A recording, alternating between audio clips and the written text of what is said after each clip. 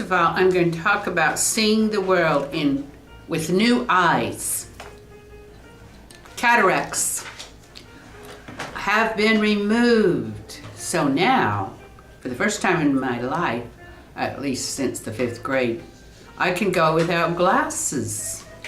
I can even wear sunglasses, which I've never been able to do, and always envied everybody who wore sunglasses.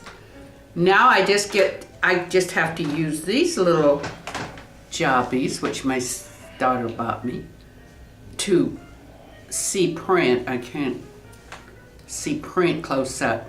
Main reading glasses. But at the same time, along with showing you my new eyes, I'm going to discuss a subject that a lot of women don't really like to discuss, and especially in their younger years, when they're still trying to find all the qualities that they love in a man, all wrapped up in the same package. Well, I was not really able to find this kind of man, even at a lot younger age. I was looking, it's just like all the other girls, I was looking everywhere.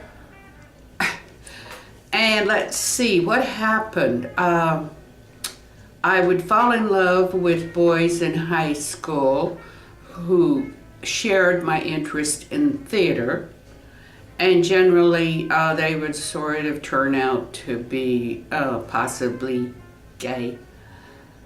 So then I would have to think, well, I need to move on. In college, I was looking, and the same thing sort of happened. I would meet a guy who was a tremendous reader, interested in writing theater, writing poetry, and he would turn out to be a sort of strange. I couldn't really tell what was the matter. You know what? I'm not too sure I like the way this conversation is going. You know, if anybody's ever seen any of the stuff that I've done over the years, and I do mean years, and she's talking about somebody that's been acting, or actors, or people like that, you know, I mean, and they've always turned out to be. And I just want the whole world to know is that I have no problem with that. This is the person I got the problem with. Yes, right. Well, so then women have a tendency to fall in love with, you know, if they get deeply emotionally wrought up somewhere, they have a tendency to fall in love with their rescuers. Like, temporarily, of course, I fell in love with my eye surgeon, who was a young, handsome man, but he was so skilled. I just felt so safe with him. Well, the same thing happened when I was incarcerated when I was 20 years old in a mental hospital. I fell in love with the intern who rescued me from electric shock. Naturally, you'd love somebody who did that for you. He finally got a paper for me to sign so I could get out of there. And I said, the paper said, volunteered to turn herself in, more or less. And I said, wait a minute, I didn't do this. I can't sign it. He said, sign it, please, sign it. Wait a minute.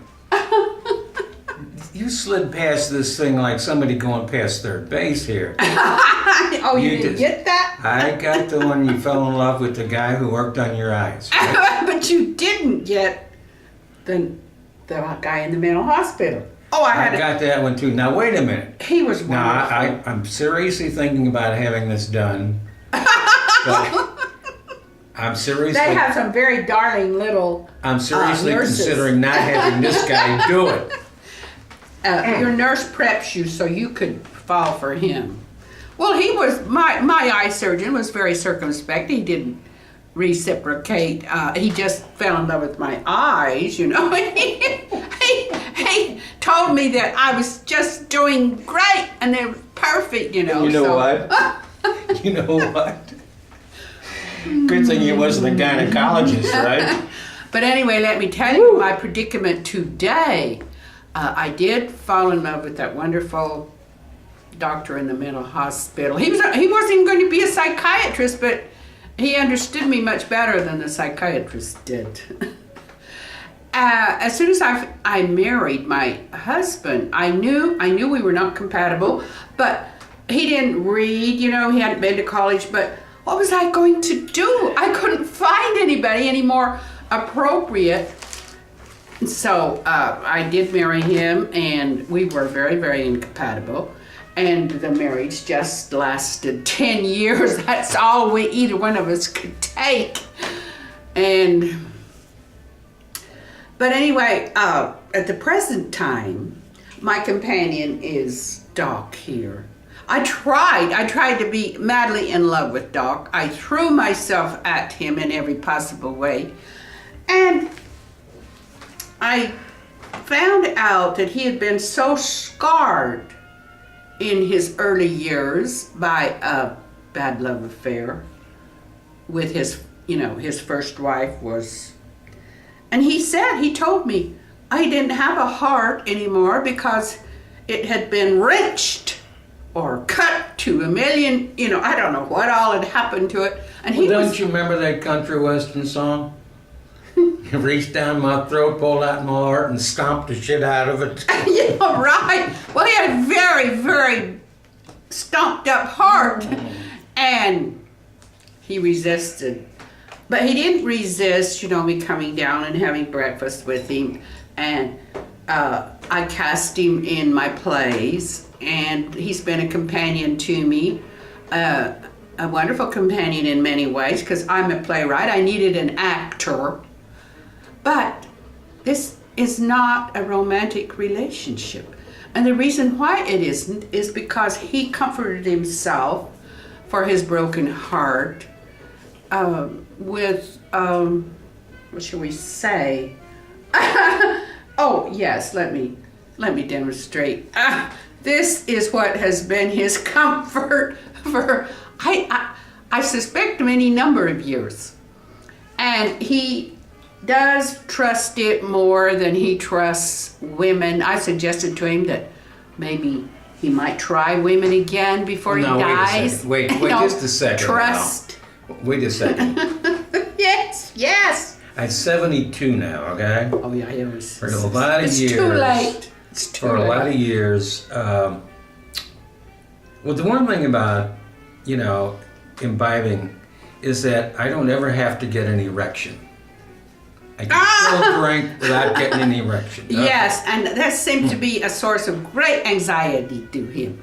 In the past, something happened way back then, and he did get an erection, but his first wife was not impressed. She said there was something about men, and he still doesn't know what that meant, but... What do you mean? She said, this is nothing personal, but... Nothing personal! Nothing personal. It's about all you men in general.